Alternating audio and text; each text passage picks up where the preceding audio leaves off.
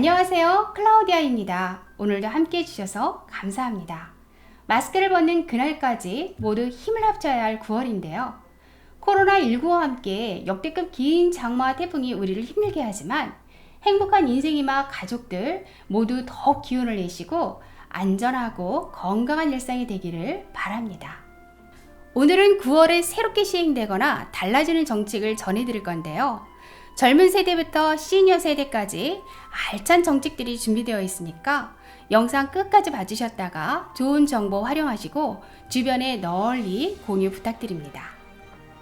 구독과 좋아요 그리고 알람은 행복한 노후를 준비하는 힘입니다. 1. 눈 초음파 등 안과질환 검사 건강보험 적용. 9월 1일부터 의료비 중에 부담이 절반 이하로 뚝 떨어지는 항목이 생겼습니다. 바로 눈 초음파 등 안과질환 검사인데요. 안과질환 검사의 건강보험 적용 범위를 대폭 확대하였습니다. 기존 4대 중증 질환에서 질환이 있거나 질환이 의심되는 경우까지 범위를 늘려 본인 부담금이 절반 이하 수준으로 줄어들었습니다. 눈 초음파 검사는 망막 질환이나 녹내장 등을 진단하거나 백내장 수술 전 필수적인 초음파 검사였지만 기존 4대 중증 질환에 한해서만 건강보험이 적용되어 왔기 때문에 그동안 비싼 의료비를 부담해야 했었는데요. 그러나 지난 9월 1일부터는 건강보험 적용 범위가 대폭 확대되어 50% 이하로 검사 비용이 뚝 떨어졌습니다. 안구 안화에 질환이 있거나 질환이 의심되는 경우 안구 안화 초음파 검사에 건강보험을 1회 적용하고요. 고위험군 질환자에게는 검사를 1회 더 인정하고 그 외에 경과 관찰이 필요한 경우에도 건강보험을 적용하는데 이때는 본인 부담률이 80%입니다. 또한 백내장 수술 시 삽입하는 인공수정체의 도수를 결정하기 위한 계측검사도 1회 적용하고 녹내장 진단 및 치료 시에 각막 두께를 측정하는 초음파 각막 두께 측정 검사에도 건강보험이 적용된다는 고마운 소식입니다. 표를 살펴보시면 할인되는 금액이 안구 안화 검사는 평균 비급여 금액이 92,000원에서 128,000원 수준이었다면 보험이 적용된 뒤에는 외래 기준 의원급에서는 22,700원, 상급 종합병원에서는 45,500원 수준으로 줄어들었고요. 백내장 수술 전 계측 초음파 검사의 경우는 비급여액이 금액이 평균 75,000원에서 123,000원 수준이었다면 보험이 적용된 뒤에는 외래 기준 의원급에서는 21,700원, 상급 종합병원에서는 41,600원으로 낮아졌습니다. 중년과 노년에게 빈번하게 발생하는 녹내장, 백내장 수술의 의료비 부담을 확실히 덜어줄 수 있어 도움이 되겠습니다. 2. SNS 뒷광고 금지. 얼마 전 사회적으로 큰 문제가 돼서 한창 떠들썩했는데요. 9월 1일부터 경제적 대가를 받고 유튜브, 인스타그램 등 소셜미디어에 콘텐츠를 게재할 때 반드시 유료 광고 등을 표기하여 광고 협찬이라는 사실을 밝혀야 합니다. 이전의 방송 또는 게시된 저작물에도 협찬 내용 등을 표시해야 하며 브랜드 모델이 개인 SNS 계정에 대가 없이 홍보했을 때에도 광고라고 표시해야 합니다. 광고 또는 광고 모델이라는 사실을 소비자들이 알 수 있도록 표시해야 하는데 다만 게시물이 CF 영상이나 광고 촬영 비하인드 등 광고 사실을 충분히 인식할 수 있는 경우에는 별도로 표시하지 않아도 됩니다. 또한 자발적으로 구매하여 제품 후기를 올린 이후에 광고 계약을 체결한 경우 원래 후기에도 광고라고 표시해야 합니다. 최초로 추천 보증하는 콘텐츠를 올린 시점에서 경제적 이해관계가 없었더라도 추후에 경제적 이해관계가 발생한다면 그 시점에 이러한 사실을 명시해야 합니다. 간접 광고가 포함된 방송 프로그램을 편집해 유튜브 채널에 올릴 때에도 표시해줘야 하는데요. 같은 콘텐츠라도 소비자가 이를 접하는 방식과 매체가 각기 다를 수 있기 때문입니다. 따라서 방송 콘텐츠를 재가공하여 다른 매체에 게재하는 경우 추천 보증 심사 지침의 규정을 준수해야 합니다. 다만 재편집한 영상 구간에 간접 광고가 전혀 포함되어 있지 않거나 광고 대상 상품이 노출되지 않았다면 별도로 표시할 필요는 없습니다. 3. 전세보증금 반환보증 제도 개선, 다가구 다중주택 세입자도 가입 가능.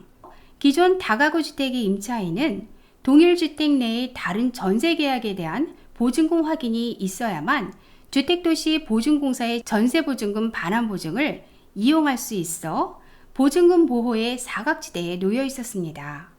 주택법상 단독주택에 해당돼 가구별로 구분등기가 되어 있지 않아 선순위 보증금 확인이 어려웠기 때문이죠.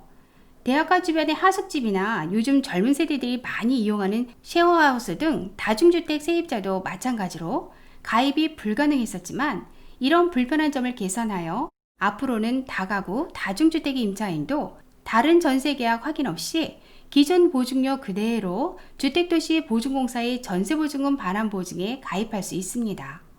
또한 높아진 보증 리스크에 따른 보증료 인상분은 주택도시 보증공사에서 부담해 임차인이 보증료 부담을 덜어준다고 합니다. 4. 2020년 청년 전세임대 입주자 모집. 9월 14일까지 2020년 청년 1, 2순위 전세임대 입주자를 모집합니다. 청년 전세임대주택은 만 19세에서 39세 무주택 미혼 청년을 대상으로 하며 1순위, 2순위 자격 조건을 꼭 확인하시기 바랍니다. 공급 호수는 1490호고요. 공급 지역은 경기 남부, 부산, 울산, 강원, 충북, 전북, 광주, 전남, 대구, 경북, 경남입니다. 임대 기간은 최장 6년이며 신청 자격 1순위는 생계, 주거, 의료급여 수급가구의 청년, 보호대상 한부모 가족가구의 청년, 차상위 계층의 청년, 가정위탁이 종료되거나 아동복지시설에서 퇴소한 지 5년 이내의 청년입니다. 2순위는 본인과 부모의 월평균 소득이 전년도 도시근로자 가구원수별 가구당 월평균 소득 100% 이하이고 본인과 부모의 자산이 국민임대주택의 자산 기준을 충족하는 청년입니다. 5. 2학기 국가장학금 2차 신청. 꼭 기억했다가 쓱 받으시기 바랍니다. 9월 14일까지 2학기 국가장학금 2차 신청을 시작합니다. 신입생, 편입생, 복학생, 재입학생은 이번 모집기간에 신청하셔야 하는데요. 재학생은 1차 신청이 원칙이나 재학 중 2회에 하나여 구제 신청서를 통해 신청하실 수 있습니다. 신입생의 경우 국가장학금 신청 시 가구원 동의를 꼭 받아야 하는데 처음 신청하는 경우에는 미처 챙기지 못해서 못 받는 사례들이 종종 있습니다. 매우 중요한 부분이니까 꼭 기억하시기 바랍니다. 장학금 신청은 9월 15일 화요일 18시까지이고요. 서류 제출 및 가구원 동의는 9월 21일 월요일 18시까지입니다. 마감일에는 홈페이지 접속이 어려울 수 있으니 원활한 신청을 위해 미리미리 신청하시고 공인인증서 준비를 해두시면 도움이 됩니다. 6. 포항지진 피해구제 신청 및 접수, 피해금액 100% 지급. 9월 21일부터 포항지진으로 인해 발생한 인명 재산 피해를 입으신 분들께 피해금액이 100%를 지급한다고 합니다. 9월 21일부터 포항시 읍면동 행정복지센터 등 관내 34개 접수처에서 신청 접수를 시작하며 접수된 건물에 대해서는 접수 후 6개월 이내에 손해사정 전문업체를 통한 사실조사 및 피해구제 심의위원회를 거쳐 피해자 인정 및 지급금 결정을 하게 됩니다. 국민의 눈높이에 맞는 실질적인 피해구제와 조속한 회복을 기대해봅니다. 7. 가족 돌봄 비용 지원 기간을 9월 30일까지 연장합니다. 정부는 국내 코로나19가 발생한 날부터 근로자를 위한 가족 돌봄 비용을 지원하고 있는데요.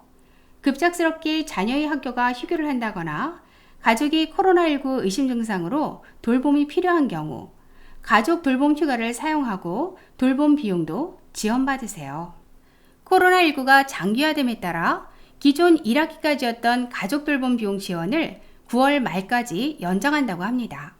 가족 돌봄 비용 신청 및 지원 내용을 살펴보면 신청 대상은 만 8세 이하 또는 초등 2학년 이하의 자녀, 만 18세 이하의 장애인 자녀가 아래와 같은 사유로 긴급하게 돌봄이 필요한 경우입니다. 가족 돌봄 휴가는 근로 6개월 미만 근로자도 사용 가능한데요. 사업장에서 가족 돌봄 휴가를 유급으로 부여한 경우에는 지급 대상에서 제외됩니다. 신청 방법은 가족 돌봄 휴가를 사용한 후 고용노동부 전자민원 마당에서 신청하시면 됩니다. 지원 기간은 10일 이내입니다. 지원 금액은 1일 5만 원이고요. 부부 합산 최대 100만 원까지 지원합니다. 이상으로 9월부터 달라지는 정책에 대해 살펴보았는데요. 코로나19의 장기화로 모두가 힘든 시기를 보내고 있는 요즘에 조금이라도 도움이 되셨으면 좋겠습니다. 구독, 좋아요, 그리고 알람은 행복입니다.